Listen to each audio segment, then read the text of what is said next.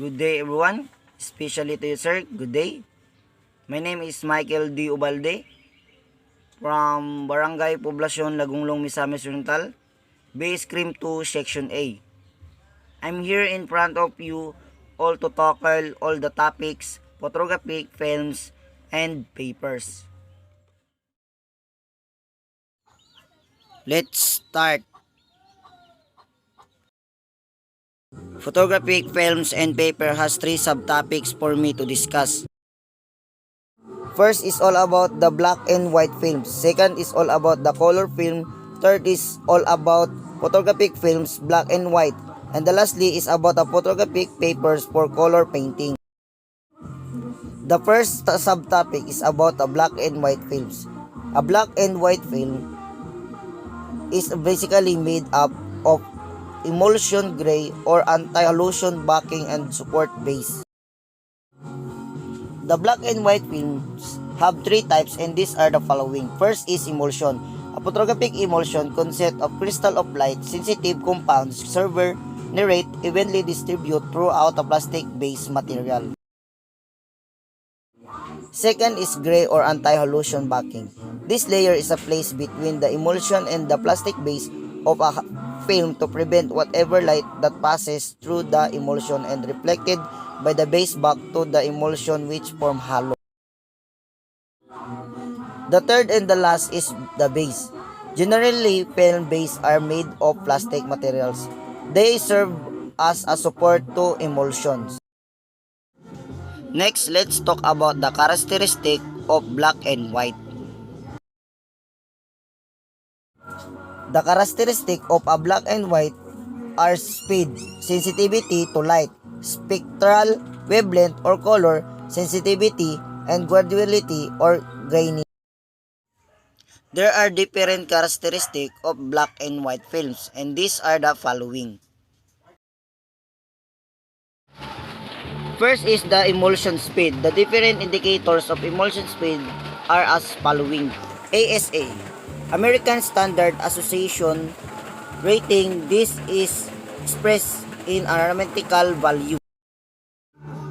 DIN, Dodge Industry Norme rating which is expressed in logrammatic value. ISO, International Standard Organization rating this expressed in the combined arithmetical and logrammatic value. Second is spectral sensitivity. The different classification of films as according to its spectral sensitivity are: A. Blue sensitive film, sensitive to ultraviolet rays and blue light only. B. Ultramatic film, sensitive to ultraviolet rays and blue light only. Panchromatic film, sensitive to ultraviolet radiation, to blue, green, and red lights or all colors. In the infrared film, sensitive to ultraviolet radiation, to blue, green, and red lights or all colors. Third is granularity or graininess. This refers to the size of the metallic silver grains that are formed after developed or unexposed film. Now, let's move to the second subtopics of photographic film and papers. A color film is a multi-layer emulsion coated on the same support of base. There are two types of color films, and these are as follow. A. Negative or non-reversal film. This suffix color is given to negative or non-materials. B. Reversal film. The suffix chrome is applied to reversal materials. The third subtopic of photographic films and paper is the photographic black and white.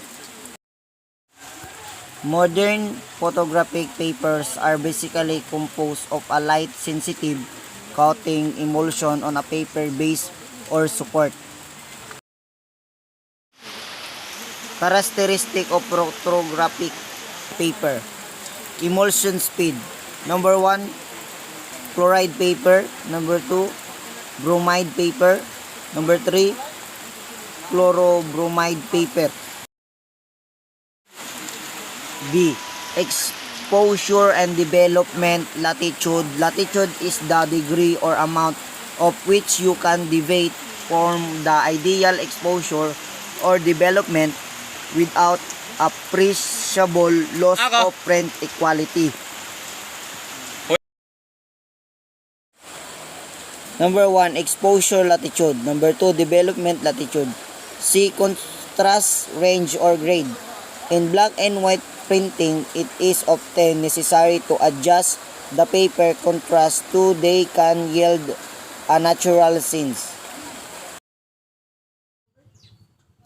D. Physical characteristic.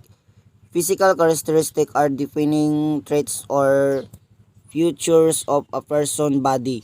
These are aspects of appearance that are visually apparent to others. Even with no other information about the person, they can include a variety of things. Hair and facial features play a big role but are the whole pictures. Next is about the photographic film. Photographic film is a strip of sheet of transparent film base cutted on one side with a gelatin emulsion containing microscopically small light sensitive silver halide crystal. The size and other characteristics of the crystals determine the sensitive construct and resolution of the film. The emulsion will gradually darken if left exposed to light, but the process is too slow and incomplete to be of any particular use. Instead, a very short exposure to the image formed by a camera lens is used to produce only a very slight chemical change proportional to the amount of light absorbed by each crystal. This creates is invisible lighting image in the emulsion which can be chemically developed into a visible photographic. In additional to visible light, all photograph in all all film are sensitive to ultraviolet lights, X-ray, and gamma ray, and high energy particles. Unmodified silver halide crystal are sensitive only to the blue part of the visible spectrum, producing unnatural looking radiations of some color subjects. This problem was resolved with the discovery that certain dyes called sensitizing dyes, when absorbed onto the silver halide crystals, made the respond to other color as well. First, orthochromatic, sensitive to blue and green, and finally panchromatic, sensitive to all visible colors. Film we develop panchromatic film rendered all colors in shade of gray approximately machine their subjective brightness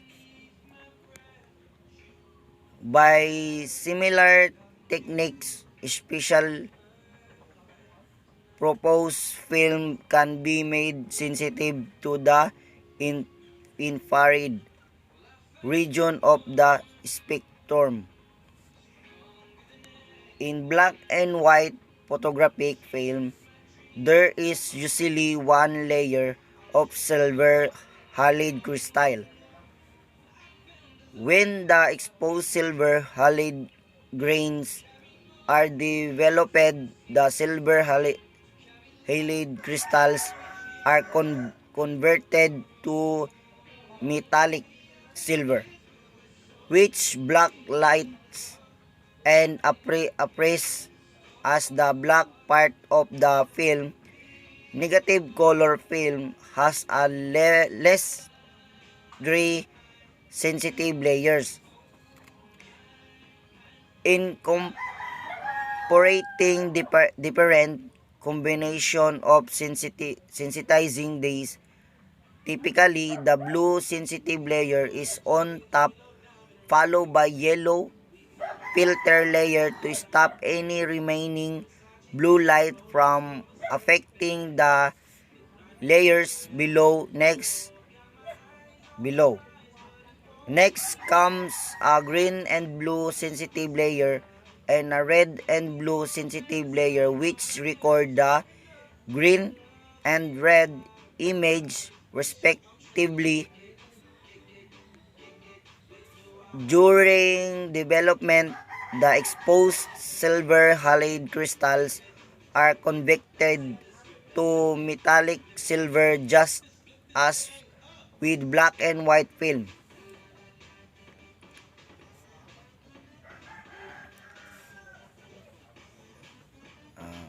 But in a color film, the byproducts of the developed reaction simultaneously combine with chemicals known as color couples that are included either in the film itself or in the developer solution to form colored days. Because the byproduct are created in direct proportion to the amount of exposure and the development, the day clothes formed are also in proportion to the exposure and development. Following development, the silver is converted back to silver halide crystal in the beach step.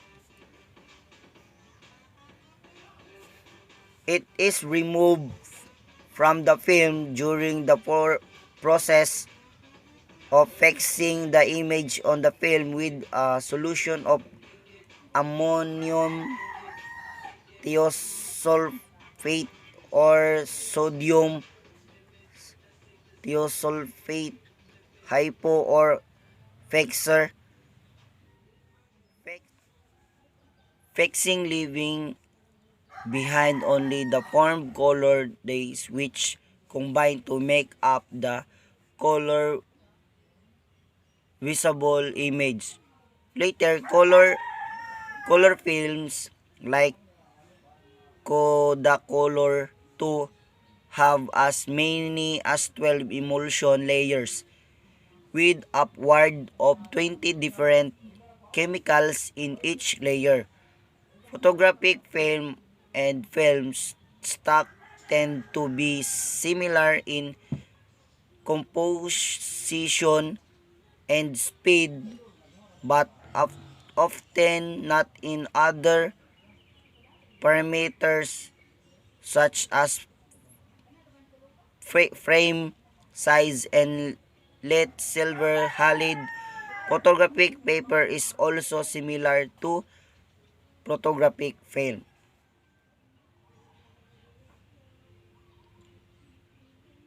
Next is there are several types of photographic films. Front films, when developed, yields transparent negatives with the light and dark area and colors. If color film is used inverted to their respective complementary colors. This type of film is designed to be printed on onto photographic paper, usually by means of an enlarger, but in some case by contact printing. The paper is then itself developed. The second inversion that result restores light, shade and color to their normal appearance. Color negatives incorporate an orange color correction mark that compensate for unwanted day absorption and improves color accuracy in the prints. Although color processing is more complex and temperature sensitive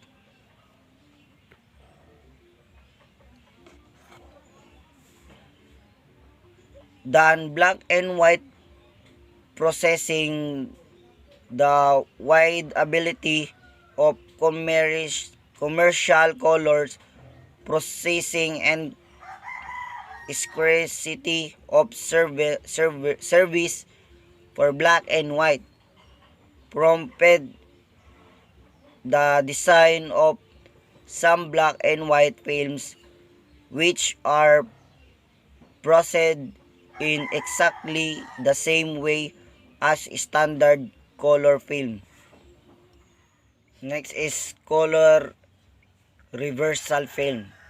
Color reversal film produce positive transparency, also known as depositive transparent, can be reviewed with the aid of a magnifying loupe and a light box. If mounted in small metal, plastic, or carbon frame for use in a side projector or slide viewer, they are commonly called side. Reversal film is often marketed as slide film. Large format color reversal sheet film is used by some professional photographers, typical to regent very high resolution imagery for digital scanning into color separation for mass photomechanical reproduction. Photographic prints can be produced from reversal film transparency, but positive to positive print materials for doing this directly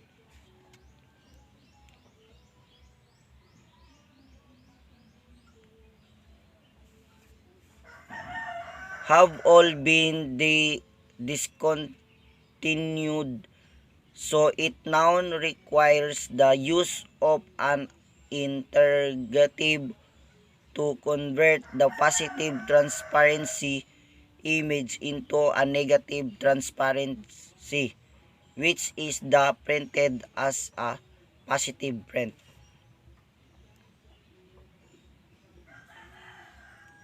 Next is black and white reversal film. Exists but is very uncommon. Conventional black and white negative film can be reversal process to produce black and white slides as by the DR5 Chrome. All two kits of chemicals for black and white reversal processing may not longer be available to amateur darkroom enthusiasts in acid bleaching solution. The only unusual component which is essential is easily prepared from straight black and white. Transparency may also be produced by printing negative onto special positive print film still available from some specialty photographic supply dealers. In order to produce or unsable image, the film need to be exposed properly.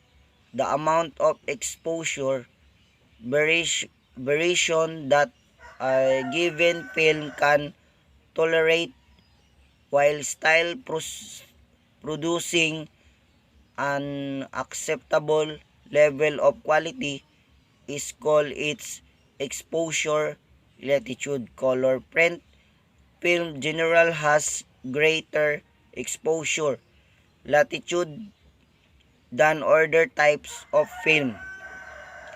Additionally, because print film must be printed to be viewed after the fact correction for imperfect exposure and possible during the printing processes.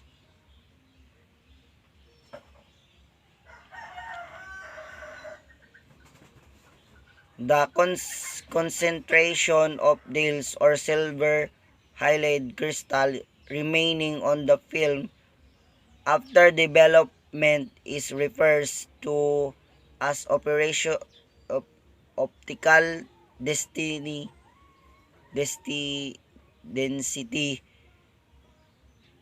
or simple density. The optical density is proportional to the logarithmic of the optical transmission coefficients of the developed film. A dark image on the negative is of higher density than more transparent image.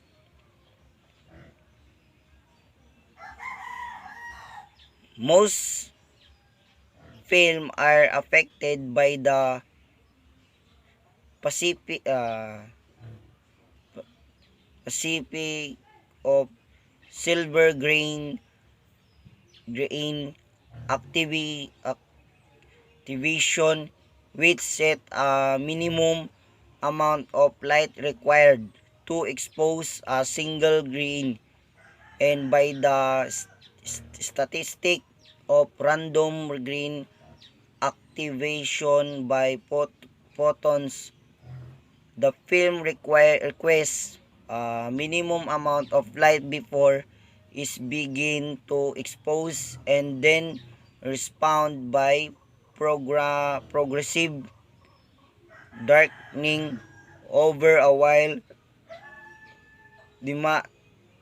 Dynamic range of exposure until all of the grains are exposed and the film achieve after development its maximum optical density.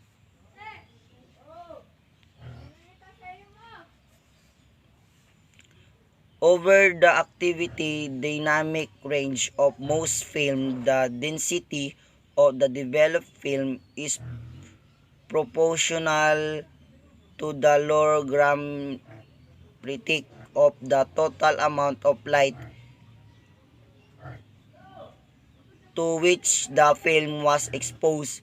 So the transmission coefficient of the developed film is proportional to power of the reciprocal of the brightness of the original exposure.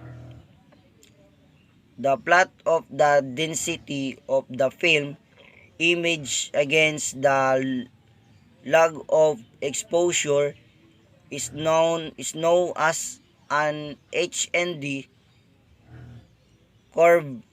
This effect is due to the statistic of grain activation as the film becomes progressively more exposed. Its inside photon is less likely to impact a still unexposed grain, yielding the logarithmic behavior. And next is the purpose of photographic films. Photographic films is materials that is used in photographic cameras for recording image. It is made of transparent plastic in a shape of a strip or sheet, and it has one side covered with light sensitive silver halide crystal made into gelatinous emulsion. When a photographic film is exposed to light by a photographic camera, it's chemically changed depending on the amount of light absorbed by its crystal.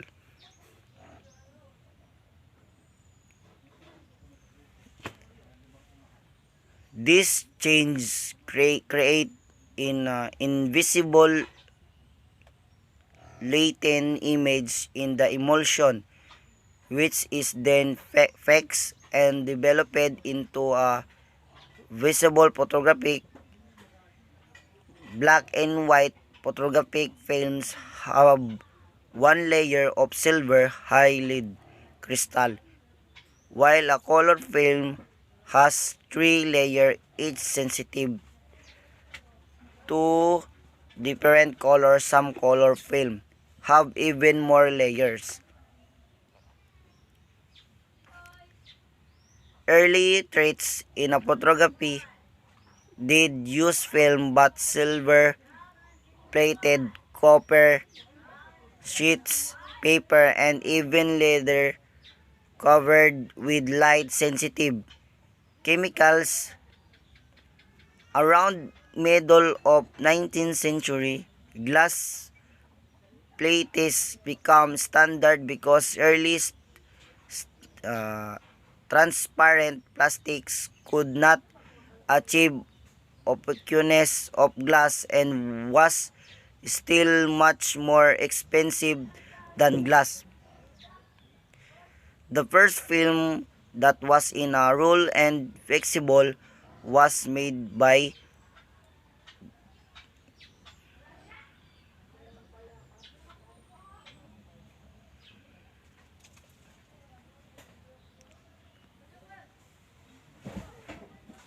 first photographic plates that could produced image in color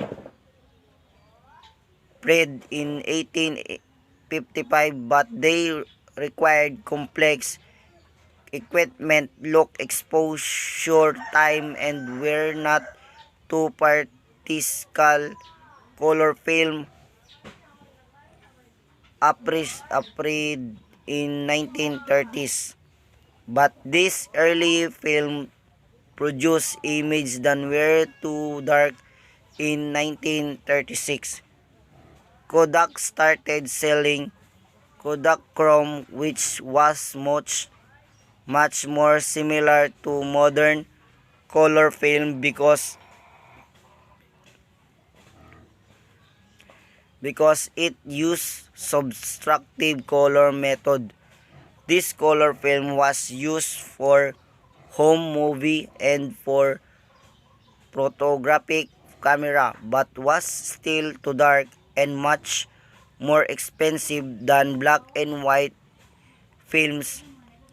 It needed some 40 years for color film to become standard and for black and white to be used for low light photography and for art photography. There are different types of film today. Print film are standard commonly used film.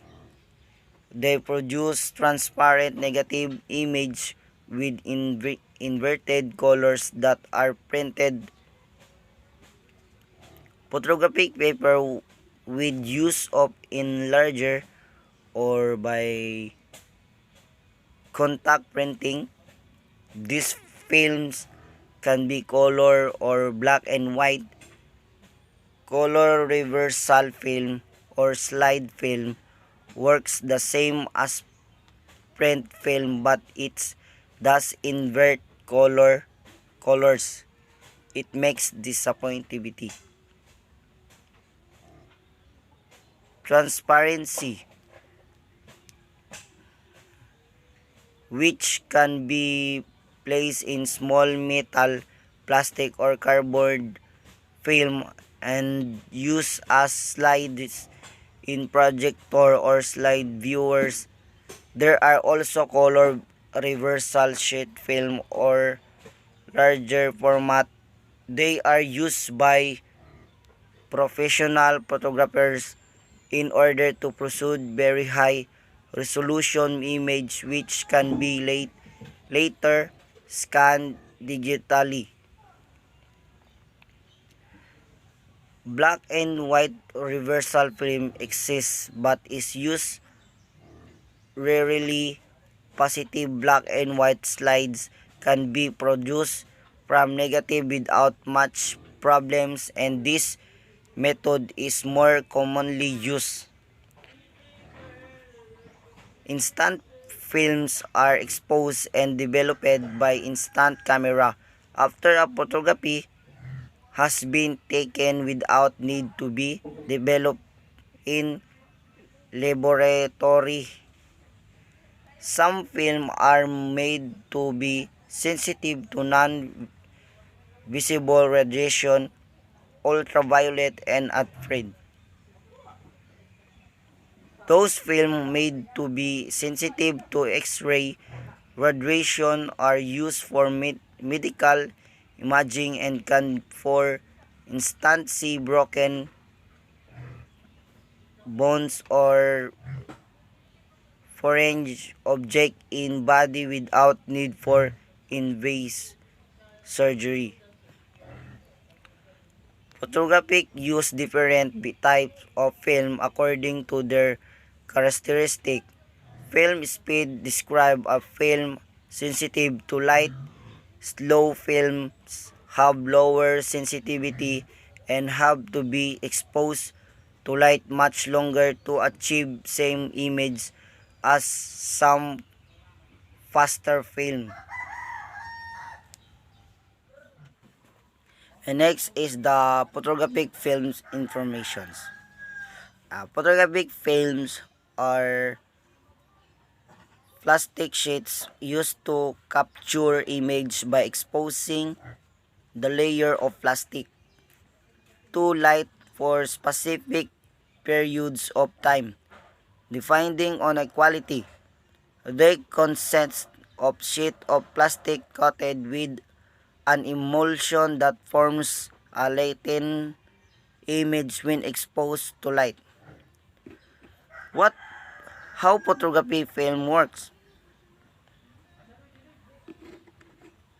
The emulsion on films contains light sensitive silver halide slats with variable crystal size that determine the sensitivity, constants, constructs, and resolution of the photographic films.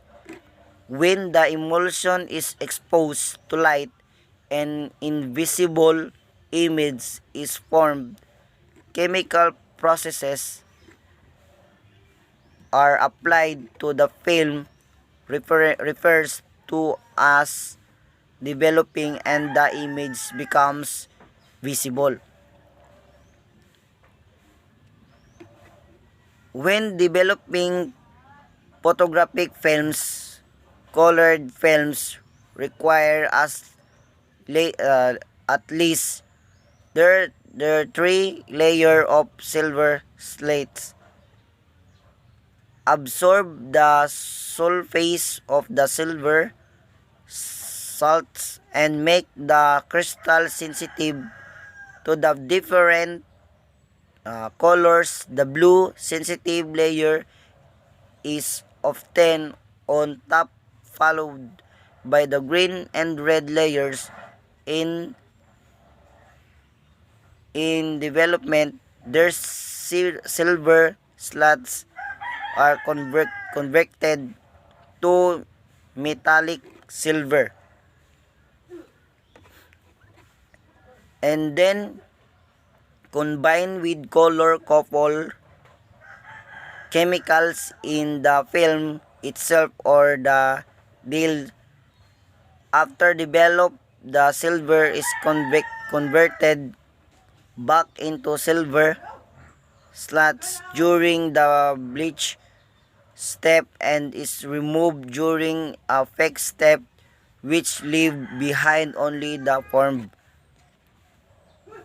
color rays that make the image visible. When developing black and white photographic films, there is usually only one layer of silver slat. When exposed grain are developed, the slat are converted into metallic silver, which then black light appearing as the black part of the flame in the negative.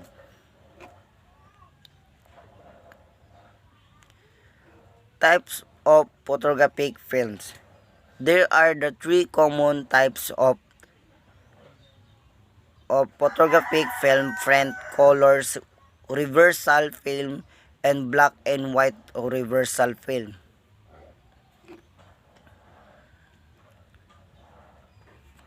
First is print. Print film, also called negative film, turns into negatives when developed, meaning to the colors become inverted. These photographic films require printing by either enlarging them by projection through a lens or placing them in direct contact as a light shines through onto photographic paper. Photographic films that are print types are available in color or black and white. The next type is the color reversal. Color reversal photographic films, also called slide films, are known as transparency after being developed and are then viewed through a loft or project. These films are typical mounted with plastic or cardboard for projection, also known as slides. They are often used for processing digital sounds or color separation for mass market printing. Next is the black and white reversal. Black and white reversal film are less common than print and color reversal films. They take conventional black and white stock and reversal process into result in a black and white slides.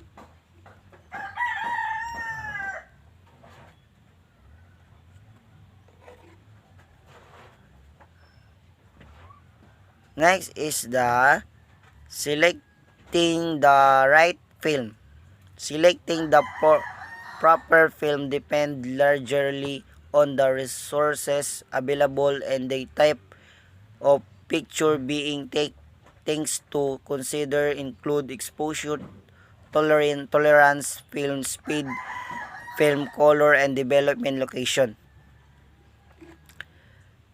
First is the exposure tolerance. Exposure tolerance is a film tolerance for overexposure to light. Print film can tolerate more overexposure than reversal films. Reversal films will requires some test pictures or rules to adjust exposure level correctly. Camera with few or no manual setting are not slated to use reversal film. Next is film slide. Film slide is the sensitive a film has to light faster. Films will capture light more quality than slower film, decreasing the required exposure and making picture in lower lighting condition easier to take. The trade-off to high film speed is grainer or less clear picture. Slower film speed tend to produce more defined picture, but because the shutter is often longer, lower light and moving environments are much more difficult to capture. Next is film color. Film color determine what hues will develop from a picture.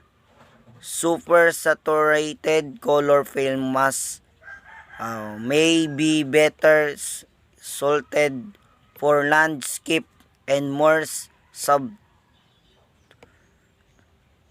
color. Better said for people, the color quality or print film will depend much more, however, on how the film is developed than on the film selection itself. Next is development location. Development location are much more available for print film than for reversal film, making the much more convenient for everyday use. Reversal film and black and white film general requires submission to a professional lab for developing. Now let's move for the last subtopic of photographic film and paper. This is the photographic paper for color printing. This is an essentially similar to the film used in the camera, except that the emulsion layers are coated on a paper's base because the print would be unsaltable for direct viewing. Photographic paper, both color and black and white, are supplied in rolls or sheets in varying lengths or size. That's all for today, and thank you everyone. Thank you for watching.